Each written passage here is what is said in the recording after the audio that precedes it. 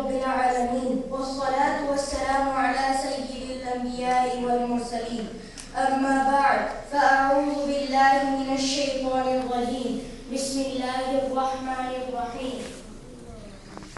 Today my topic is Ali Asghar, the youngest most shaheed of Karbala. Sallu ala al-Habib. Hazrat Ali was the youngest child of Imam Hussain. He was born only a few weeks before Imam left Medina. His mother's name was Rubab. She was daughter of Imra ul-Qais. Her father was the chief of the tribe of Kinda. Rubab had two children, Sakina and Ali Asghar. She and her two children accompanied Imam to Karbala. The fact that Imam took him a newly born baby to demonstrate that his intention was never to engage in any armed rebellion. At Karbala, Asghar was only 6 months old.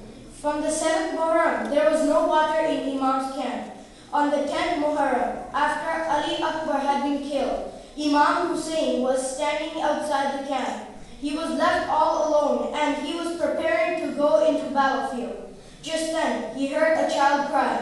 It was Ali Asghar. He was hungry and thirsty. Imam walked into Bibi Rubab's tent. He lifted the child from the cradle. Rubab, he said, I will take him to Yazid's army. I hope they cannot deny this little infant a few drops of water.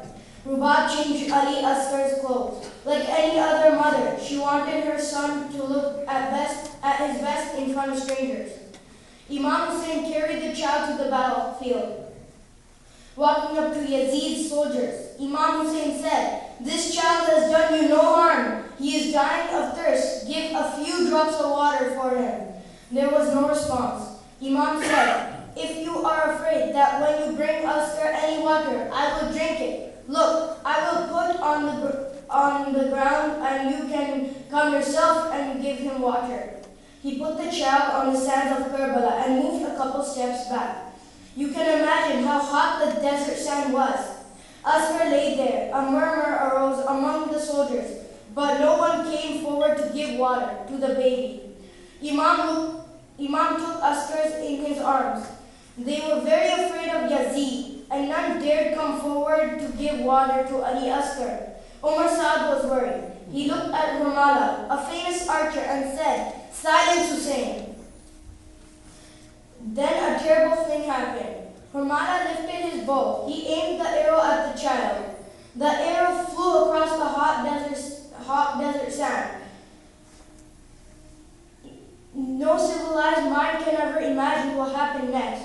Asghar lay still on his father's arms.